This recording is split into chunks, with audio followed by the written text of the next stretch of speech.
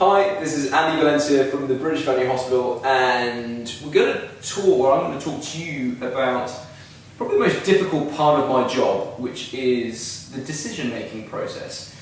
It sounds a bit wishy-washy, but actually it's something that that comes into every decision that every vet and every sort of animal owner will need to make, and it's really about having to think about procedures and everything essentially as potential risks and potential benefits.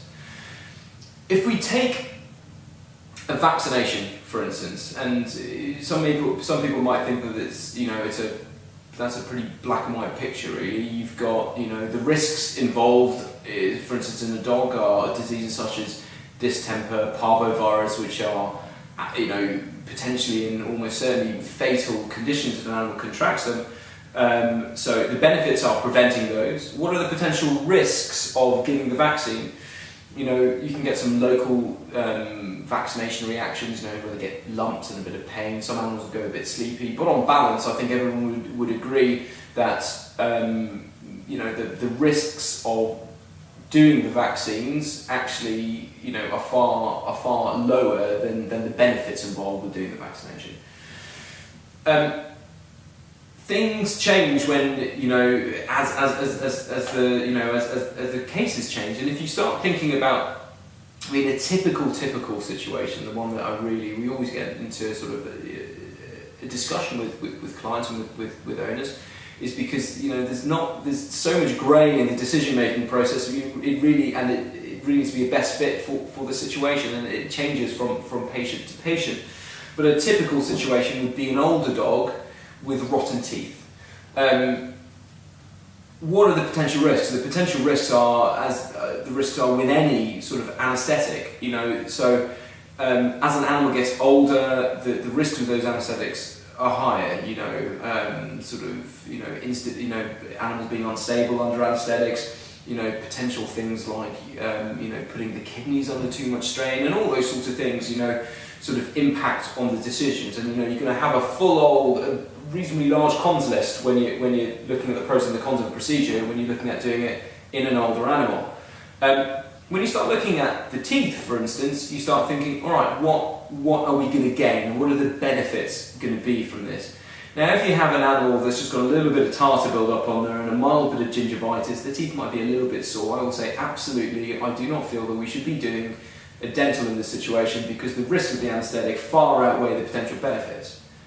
However, if I'm looking at it at a mouth and there are roots that are exposed, there's pus coming out of the teeth and everything else, as far as I'm concerned, when I look at that, regardless of what the risks are that are involved, there might be a few in that cons column, so to speak. I could not imagine living for 3 or 4 years with a toothache. I think anyone that's had one knows how that feels. Now, obviously, you can't put human feelings and human emotions and human pain onto a dog, but you can't exclude it either. It's one thing that you learn in veterinary school. Just because a human feels one way doesn't necessarily mean that a dog or a cat is going to feel the same way, but you can't exclude it either. And I think you need to go under the assumption that what causes us a tremendous amount of pain causes them a tremendous amount of pain, and actually dogs and cats are very, very, very good at hiding signs of pain. So when it comes to this dental question, I would always err on the side of, if we feel that it's going to be causing them discomfort, put yourself in their shoes to a degree and think, would you want it done if you were them, and go from there. And you really need to sort of try and put some value on that, and on the quality of life and the animal's welfare, because the honest truth is the length of an animal's life is important, but the quality of the animal's life, in my opinion, is probably 10 times more important. And there's no point, in my opinion, an animal going on for 4 or 5 years of life if they're not going to enjoy it, if they're going to be walking around with a sore mouth, not wanting to eat anything, and just wishing someone would pull their teeth out, so to speak.